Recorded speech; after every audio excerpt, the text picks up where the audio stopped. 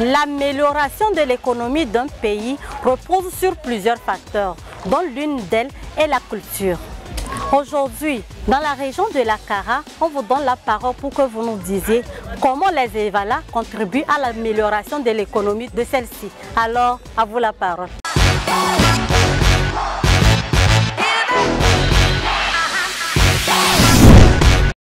Je pense que Evala, c'est une fête traditionnelle et la fête là, elle est particulièrement exceptionnelle parce que ça permet de rassembler beaucoup de personnes.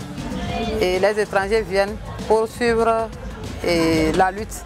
Et ça permet à nous qui sommes sur le terroir de découler nos marchandises. Donc je pense que cela c'est déjà un apport pour l'économie de la région. Et Evala est une activité culturelle de la région de la Kara qui apporte énormément à l'économie de la région. C'est en ce moment qu'il y a plusieurs invités qui arrivent à Kara. La preuve est qu'actuellement même à Kara, les hôtels, les auberges sont saturés. Déjà ça fait un plus pour ces restaurants, ces hôtels qui profitent de l'activité culturelle pour faire les profits pour faire rentrer de l'argent. Et aussi c'est une activité qui permet aux bonnes dames de mieux vendre dans les Evala. Les touristes qui arrivent pour visiter les sites touristiques de la région, qui découvrent que dans le nord du Togo, il y a des sites et après leur départ, faire de ces sites, si possible, inviter d'autres qui vont venir par après. Donc c'est une activité culturelle qui profite beaucoup à cette région. Merci.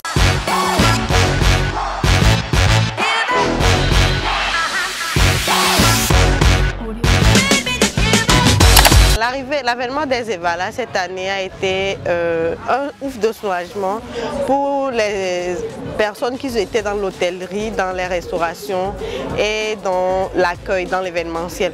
Parce que depuis plus de 2 ans, avec l'avènement du Covid-19, tout a été à l'arrêt. Et grâce à les festivités d'Evala, les personnes qui étaient dans l'hôtellerie et la restauration ont pu relancer leur activité à grande pompe.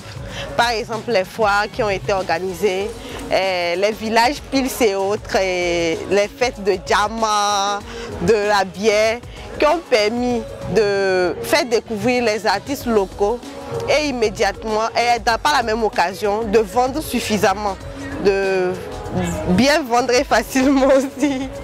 De la même manière, par la même occasion, il y a les produits locaux qui n'étaient pas vraiment consommés parce que par manque de communication sur le produit, on va dire.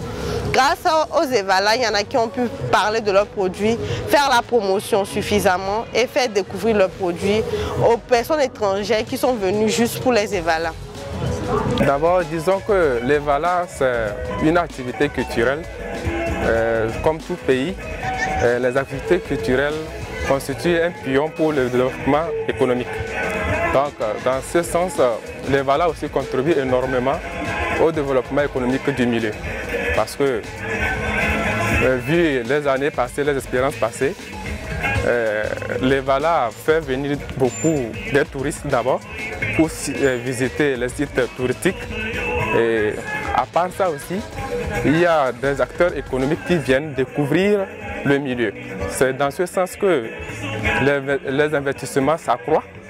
Et puis, bon, c'est grâce à ça aussi les industries se plantent dans le milieu.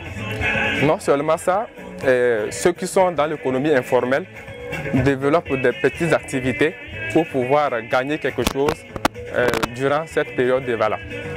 Donc, tel que vous le remarquez, un exemple palpable ici à la foire des Evala.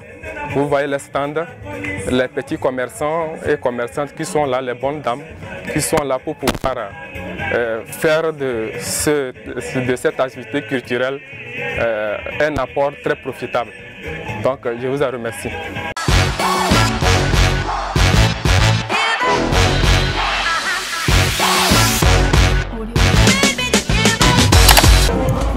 Nous sommes arrivés à la fin de notre rubrique Gestion trottoir. Nous espérons que vous avez apprécié. Restez câblés à nos différentes chaînes et d'ici là, portez-vous bien.